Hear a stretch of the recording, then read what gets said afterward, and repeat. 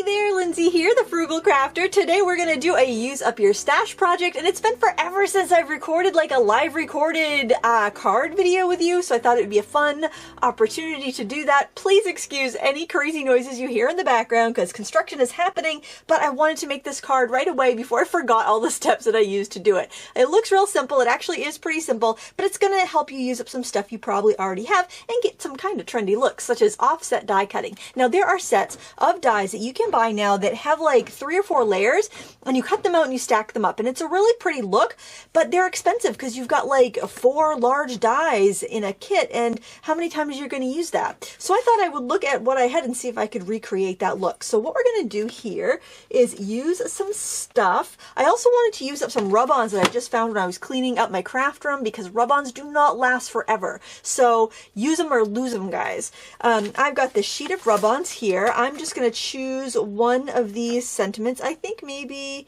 I'll do a different one. I think I'll do that thanks right there. And I can see that these rub-ons are only like maybe 2 years old, and they've already got some cracking on the surface. So I definitely have to use these up. And when you're using rub-ons, what you want to do is cut it off of the sheet. That way you don't end up transferring or damaging one of the other rub-ons while you're working on it, and it's a lot easier. So I've cut that off. I'm just going to set it aside. You're going to want some sheet adhesive. That's just going to make things a little bit easier for you. And then you want to find a die that's a little intricate. So this die set is from Creative Expressions. It's called Broken Tiles, and it's pretty new. This company had asked if they could send me some products, and they had those the rub-on pastes and stuff, and I said I was excited to try those, and they also sent me some stamps and dies. I didn't know what I was going to do with this, but then when I was thinking about doing that technique, I thought, oh, this would work really well because it's got a nice cutout pattern. So what you want to do is cut whatever you have for kind of an intricate die. Could be a doily, could be a corner, could be a whole background. You want to cut it out of 3 different patterns. This one actually had an innie and an outie, so I had to cut both of those pieces. I did them separately, but that's how I did that. And here are the 3 pieces. I cut it out of gold. I cut it out of a kind of metallic rose and gold pattern, and I cut it out of hot pink metallic. And these were all things I had right in my stash, so you can use whatever you have. And it's really fun to do this with some of those metallic cardstocks that are kind of, special, and you don't just want to waste them. So it's a nice opportunity to get some of those used up and make a good impact with it. I also decided I was going to do some matting with some gold, so I have a scrap of that. I've got a half a sheet of cardstock here scored for my card base, and I've got a piece of pink cardstock to cover that because I bought so much cheap cardstock like back in the day, and it's great for making die cuts and layering, but it's so flimsy for card base. So I'm going to use that on top of my good cardstock for the base layer. So I'm going to set everything aside right now, and I'm going to go ahead and grab some double-sided adhesive. Now you can get the score tape kind, you can find generic stuff on Amazon that works really good. It doesn't really matter, it's whatever you happen to have. It doesn't have to be super strong, and you could honestly, you could probably even use wet glue if you wanted to. It just might wrinkle your die cut a little bit. So I want to conserve this, so what I'm going to do is I am just going to set that up against my die cut there, and I'm just going to cut it out so I don't use more than I need to. If you have a double stick tape, that would work too. You just want to like stick the double stick tape down to like a release sheet, like a piece of wax paper or something, because you will want to be able to pull that up all as one piece to, save you from some aggravation. Now you're going to want a scrap paper, and you're going to want some clear glitter. I guess you could use micro beads, like those little glass seed beads that don't have holes, or I don't know, you could use whatever you want for filler. You could use flock. It's up to you. I wanted a little bit of sparkle, so I'm using a clear glitter. This one's by Arteza. And I am going to, and oh, this is a good tip. You want to have some water to dip your fingers in because this adhesive is so sticky, but if you wet your fingertips, then you can handle everything without it getting stuck to your fingers. So you're going to peel off your release paper, so you're left with the sticky stuff on the backing. Save the release paper because you're going to want that to press your glitter later. And then with your wet fingertips, you're just going to stick down your paper. So the paper will get a little bit wet, but that's fine. It's not going to hurt anything. There we go. And so you can tap it down with your fingers, and there's no big deal there. Okay, so another thing that I want you to be aware of when you're doing this, you might have parts that are not going to stick well as you layer them up. Oh, you know what? I was going to do that as the last layer. Oh well. I was thinking when I was doing this card that that pink was too bold and I wanted to do that on the bottom layer, but I completely had a brain cramp and we're going to make it exactly like this one, I guess. I wanted to do the yellow, the gold on top. I thought that would be prettier, but apparently the fates want another card like this. So hey, we're gonna roll with it. Why did I even tell you? I could have just gone along. You never would have known. You would have thought I did that on purpose. Anyway, so I did notice when I was making the other card that this part didn't stick down very well. So what I'm going to do is take a permanent glue stick and I'm just going to give that a little bit of glue there. And I'm also going to give it a little bit of glue on the edges here because I know that's going to overlap a little bit and not stick. So the key when you're doing this technique is that you want to, maybe I'll do a little bit here, and the key is a permanent glue stick here. The key is when you stick this down on top, you don't want to stack it perfectly. You want to offset it a little bit. And I'm going to, let's see, it doesn't matter which direction you go.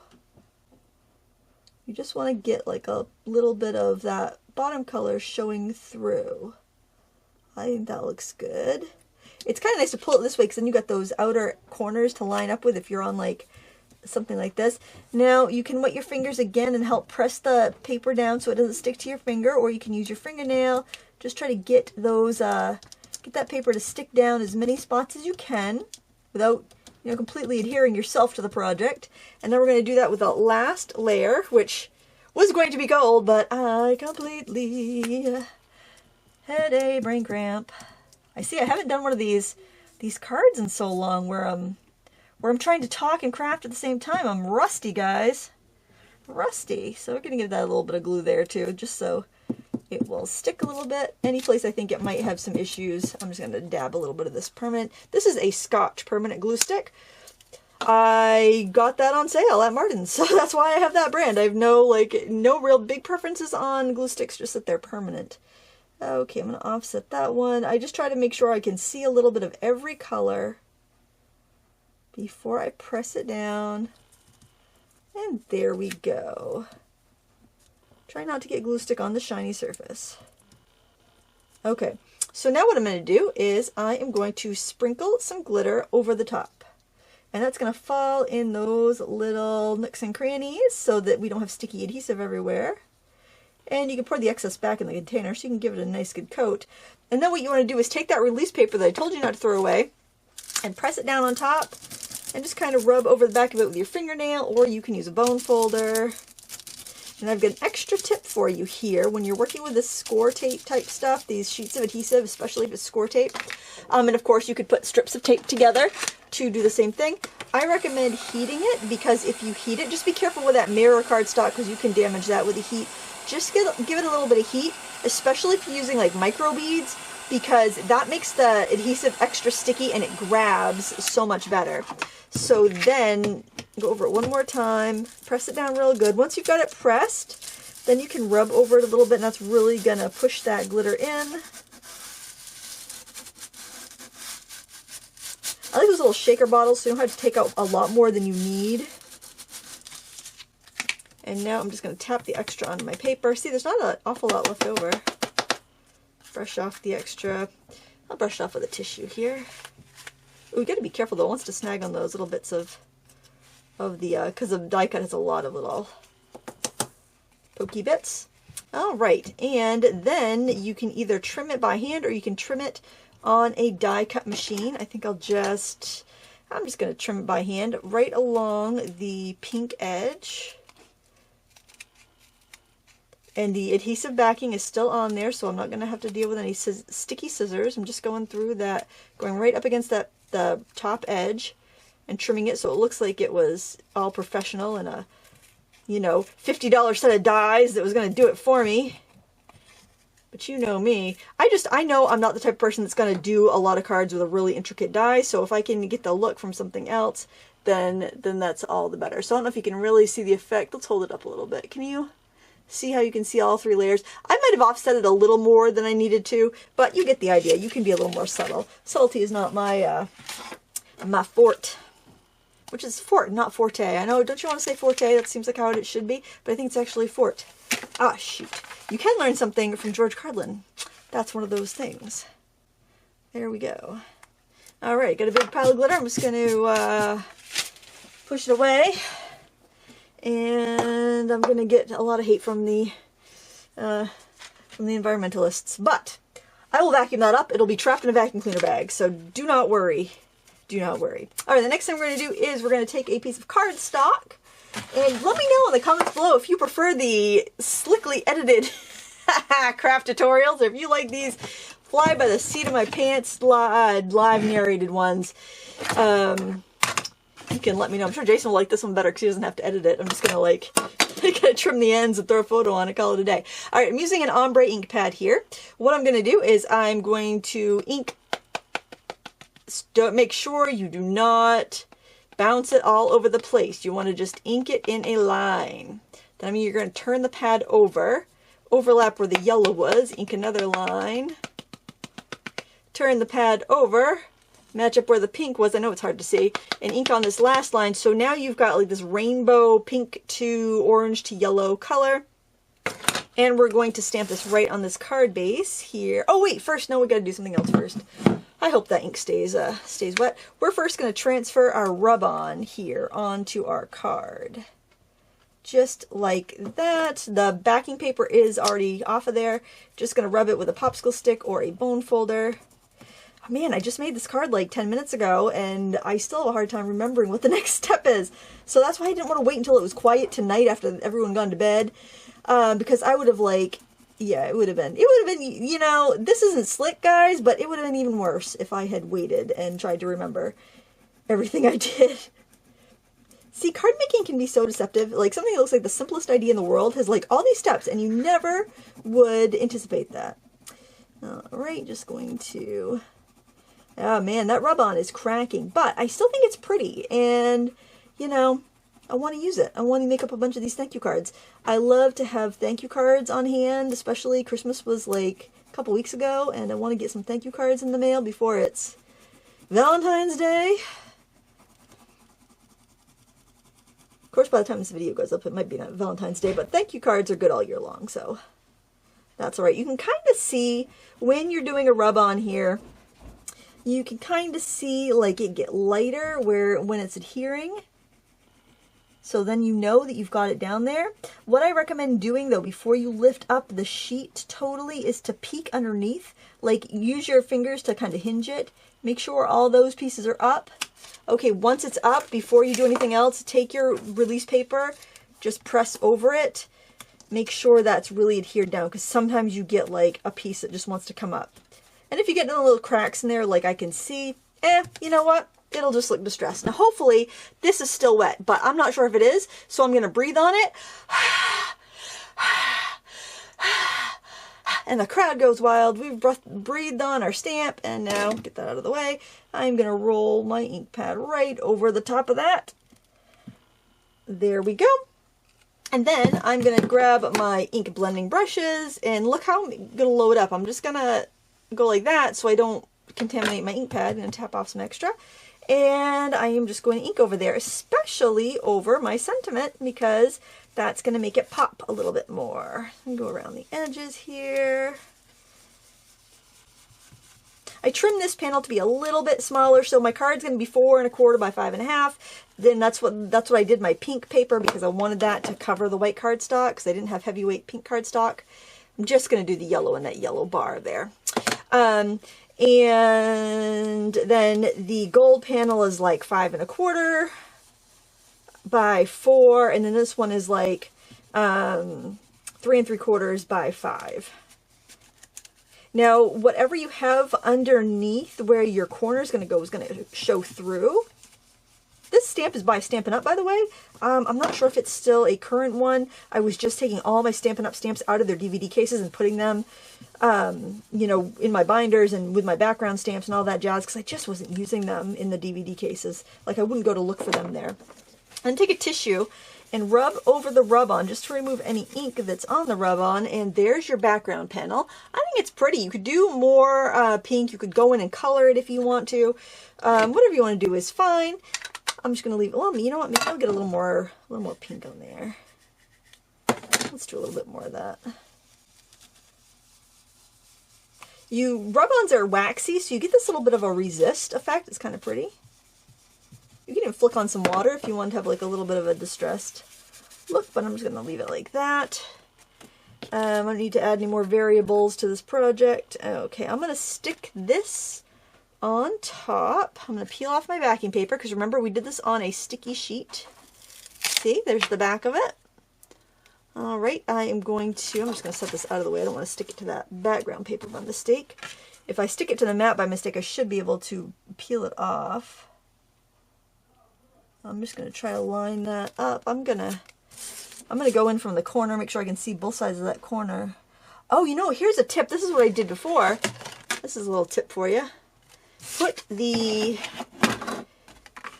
that in your score buddy if you have one, and then it's a little bit easier to line it up.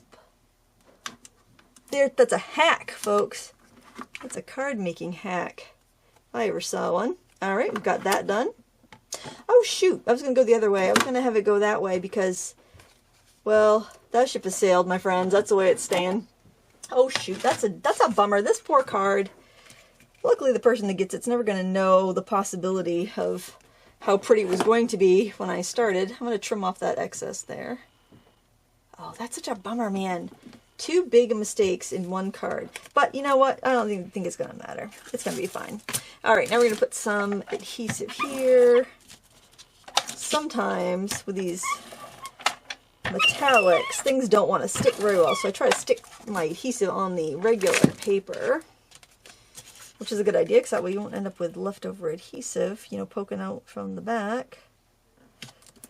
There we go. And then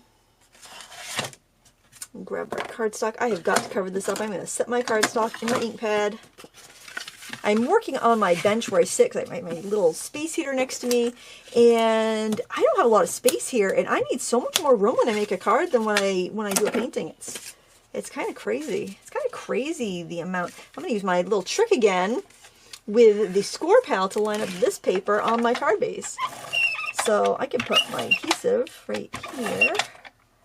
This is going to cover the whole thing. I don't want it to lift up or anything. I want it to look classy. I like to bring the class. We're going to set that in there. We are going to... We're gonna try this little tip, see if it works here too. I think it's gonna. Look at that, perfect. Ooh, that looks sharp. Martha Stewart, watch out. I don't even know if Martha Stewart makes cards, but if she did, she'd be like, who is that lady? Okay. Now, hopefully, will the glue, oh good, it's gonna stick to that. Sometimes it doesn't. Okay, this is going to go on top of our card base. It's got that pink panel. Now, if you have a nice heavyweight pink cardstock like a Gina K or Stampin' Up or Simon Says Stamp, something good, you know, the good expensive stuff, you don't have to do that step, but I don't, so I did. Now, I'm gonna see, the whole deal with this, the whole deal with these little enamel dots was because this was too bright and I needed to balance out that color. And also, I put the rub-on crooked. So I was trying to balance out the fact that I put the rub-on crooked on that. So this one's kind of more scripty, so it doesn't really look crooked. But now I've got this big yellow area here, so I'm going to use my enamel dots to balance that out. So that's a great use of these little guys. You know, you can just kind of make things look like they were intentional. I wonder if I want a lighter color. Yeah, maybe do that, because I wish I had one size smaller, but I don't. I think that's just fine and dandy, though. And look at that. A heartfelt thank you card. You know, I don't mind it being on the other side. It's kind of weird, because look at all those pretty flowers you see on this one that you don't see on the other one, but you can actually kind of see through the glitter a little bit, because that's a clear adhesive sheet. So I'm good with it. What do you think? Let me know in the comments below. It's fun. It's 20 minutes to a lovely handmade thank you card that you can mail off to your family and friends, and they're not going to notice any of the mistakes. So, you know, see, if you're not a card maker, you wouldn't even know. You wouldn't be like, I wouldn't have made that choice. No, people are just happy to get a card in the mail these days. Actually, card makers are probably more happy to get a card in the mail these days because they know how much work goes into it. But anyway, that's all I have for you today. please give me a thumbs up. These brushes are super cheap. They're from Amazon. They're not the fancy schmancy expensive ones, although those are wonderful, I'm sure. I will link to all this stuff down below if I can find it. Until next time, happy crafting.